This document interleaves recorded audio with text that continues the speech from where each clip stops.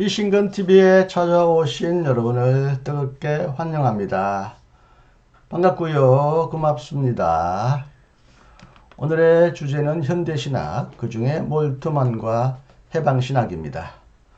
이미 잘 알려있다시피 몰트만의 신학은 해방신학에 큰 영향을 끼쳤고요. 그래서 한때는 몰트만과 해방신학자들 사이에 깊은 우정과 교류가 이어갔습니다마는 나중에 두 신학의 차이가 드러나면서 두 신학자들 간에 서로 공격과 비판이 방어가 주어지기도 했습니다. 이런 공방이 오가는 중에 몰트만이 자신의 심경을 표현한 글이 그의 자서전, 몰트만 자서전에 수록되었는데요. 오늘 그 내용을 여러분에게 소개하려고 합니다.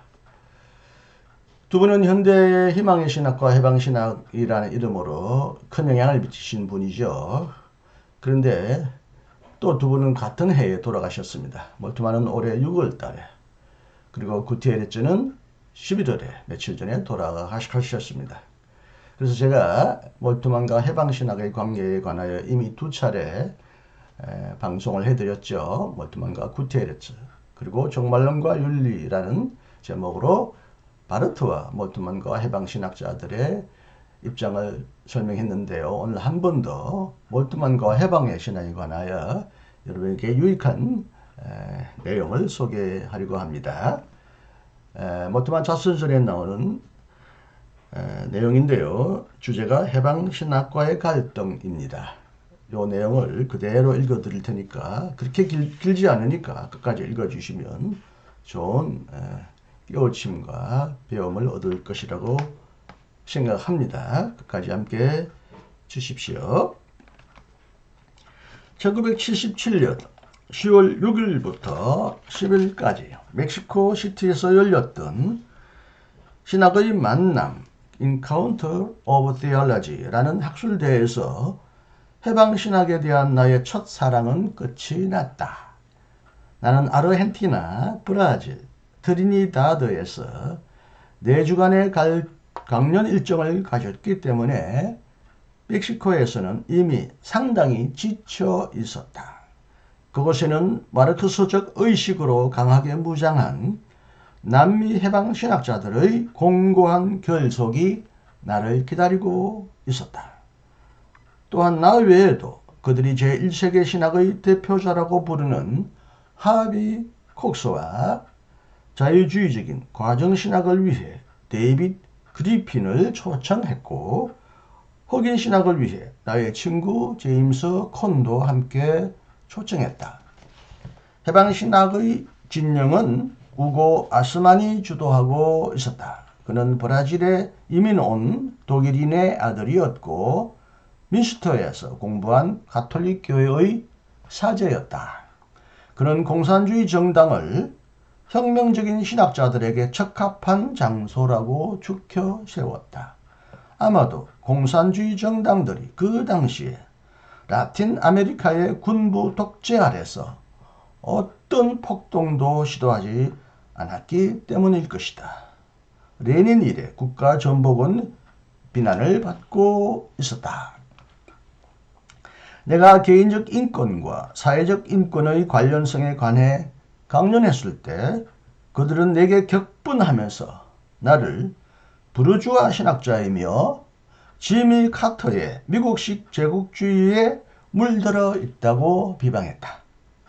이 먼 멕시코에서 나는 동독의 국가 신학자들이 나의 희망의 신학을 비난하려고 했던 그때의 목소리를 갑자기 듣게 되었다.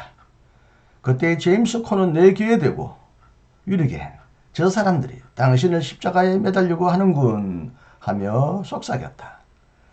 나의 희망의 신학과 매초와 나의 정치 신학에 환호하며 외치던 호산나가 이런 비난으로 바뀌게 된 근거를 나는 모르지 않는다. 1975년에 나는 호세 미구에즈 보니노에게 보내는 공개 서한을 작성했다. 거기서 나는 해방신학자들과 그 추종자들의 피상적인 강단 마르크스주의와 그들의 혁명에 관한 수사학을 비판했다. 나는 이 편지를 협력에 대한 제안으로 생각한 반면 많은 사람은 이를 해방신학에 대한 거부로 파악했다. 미국의 보니노도 이런 인상을 받았다. 추기경 라칭어에 맞서 해방신학에 찬성하는 호소문이 신학학술지 콘칠리움에 실렸을 때 그는 거기에 내 이름이 있는 것을 보고 깜짝 놀라기도 했다. 하지만 내 편에서는 무의식적으로 화가 난 적도 있었다. 1974년에 아르헨티나와 브라질에서 좌파 신학생들이 우리를 방문한 적이 있었다. 토론이 시작되기도 전에 자신들은 유럽의 신학과 철학에 더는 아무런 관련을 맺지 않겠다고 밝혔다. 곧 그들은 유럽의 제국주의적 식민 정신에서 벗어나기 위해 유럽과는 전혀 관련을 맺지 않겠다고 말했다. 바르트, 불트만, 몰트만이 그들에게는 더는 아무런 말을 할 수 없을지도 모르겠다. 왜냐하면 칼 마르크스는 역사는 계급 투쟁이다 라고 말했기 때문이다.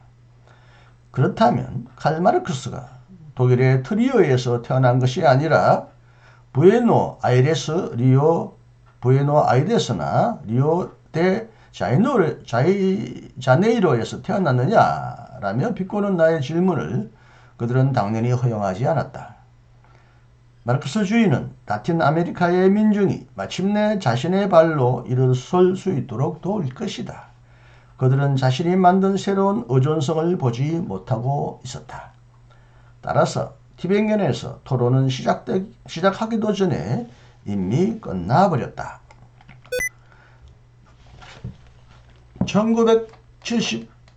1975년에 라틴 아메리카의 해방신학자들이 초빙되어 참석한 세계교회협의회의 모임에서 소통의 단절은 그들의 새로운 구호가 되었다.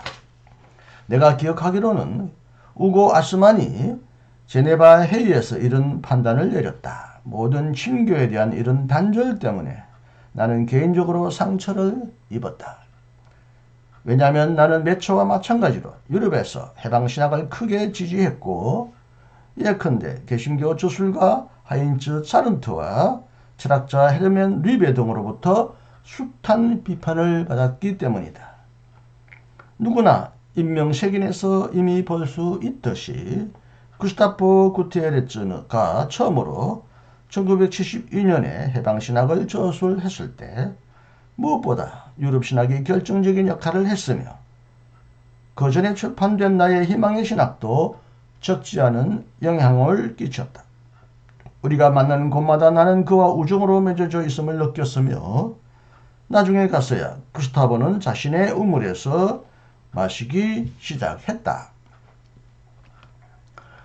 루벤 알베스와 호스 미구에즈 보니노 그리고 나중에는 레오나르도 보퍼와 혼 소보리노의 경우도 다르지 않았다. 거친 단절 선언에 직면하여 라틴 아메리카의 해방신학에서 과연 무엇이 라틴 아메리카적인가라는 물음이 제기될 수 있었다. 제2시대가 되었어야 비로소 사람들은 콜럼버스 이전의 전통뿐만 아니라 식민지 시대의 원주민과 흑인의 지하문학에 다시 관심을 갖게 되었다. 라틴 아메리카는 정신적으로 풍성한 대륙이다.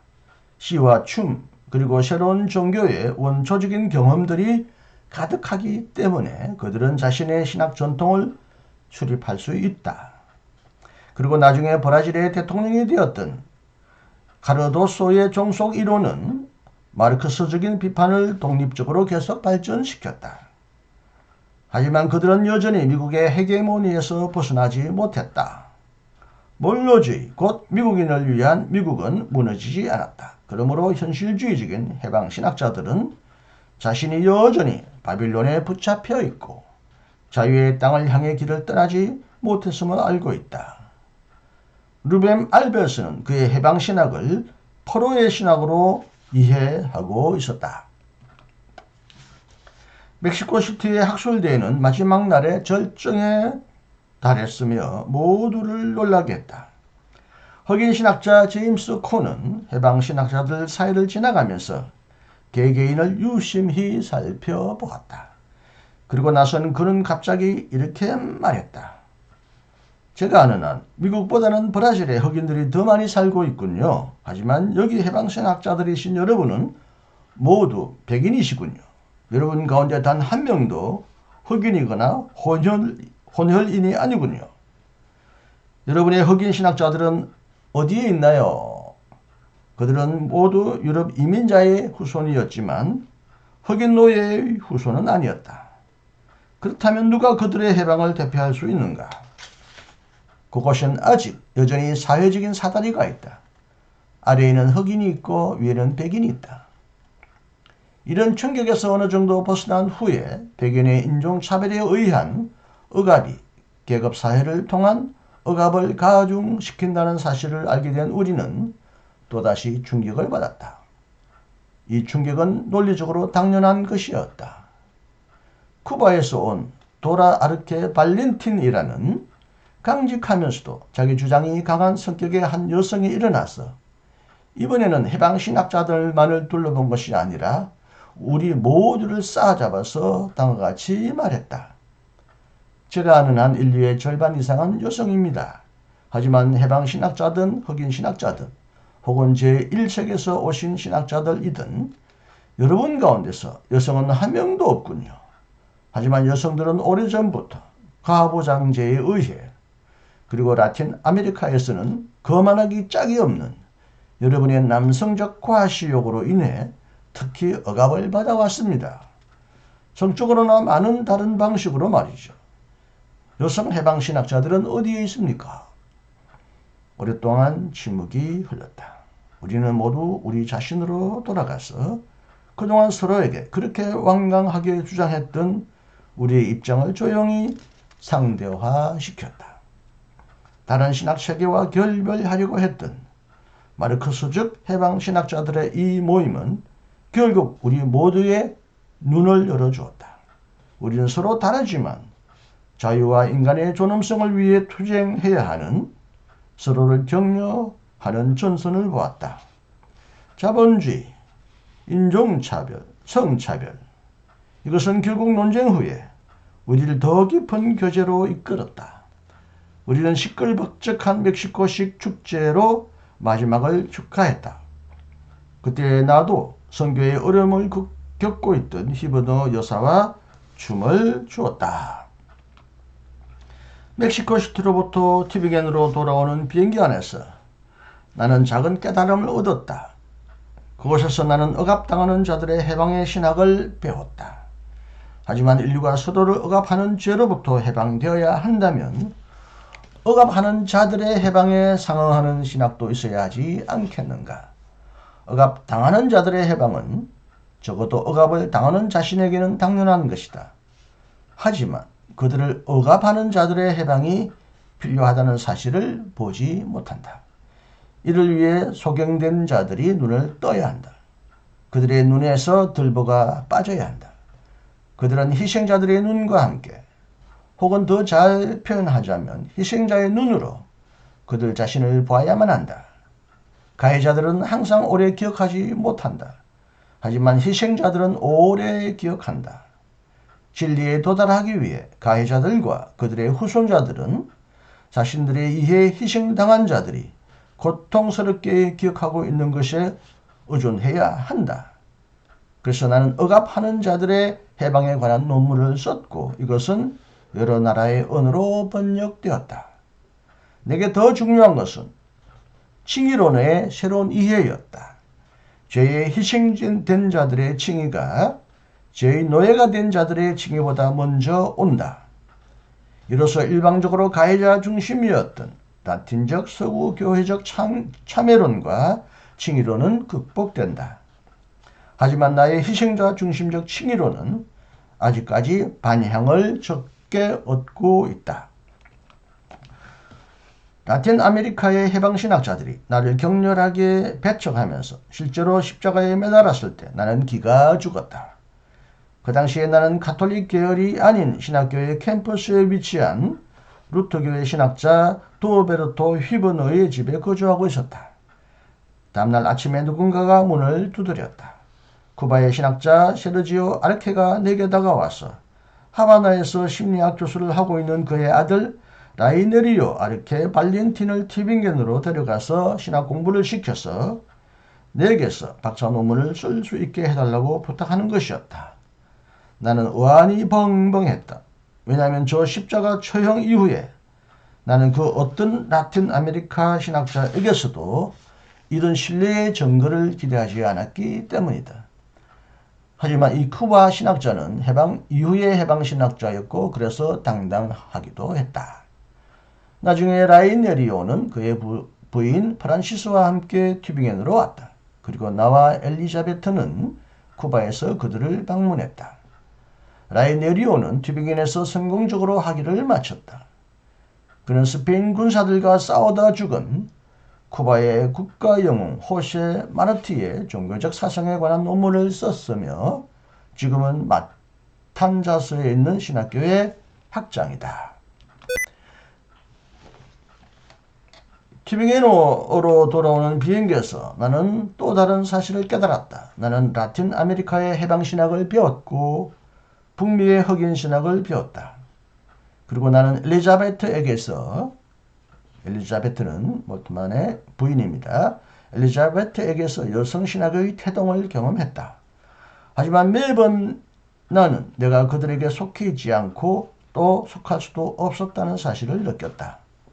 나는 라틴 아메리카의 설렘과에 살지 않는다.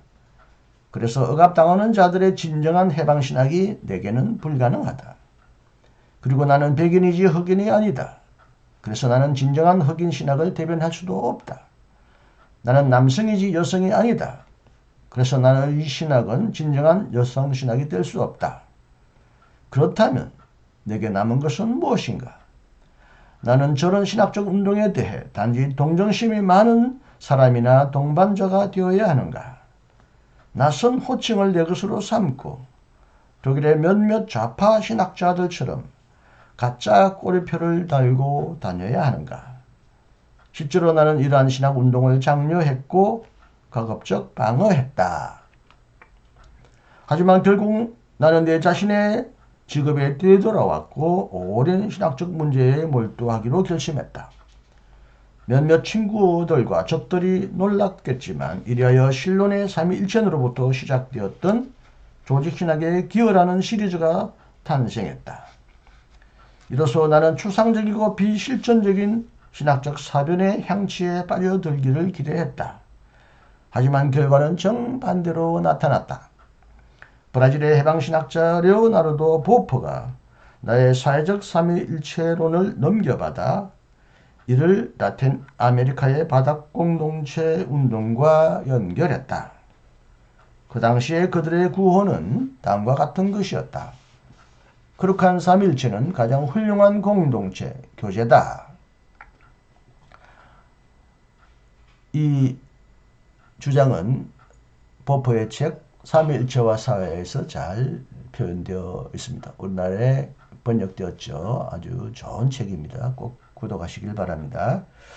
또한 이 시리즈의 두 번째 책으로 나온 나의 생태학적 창조론, 곧 창조 세계 안에 계신 하나님.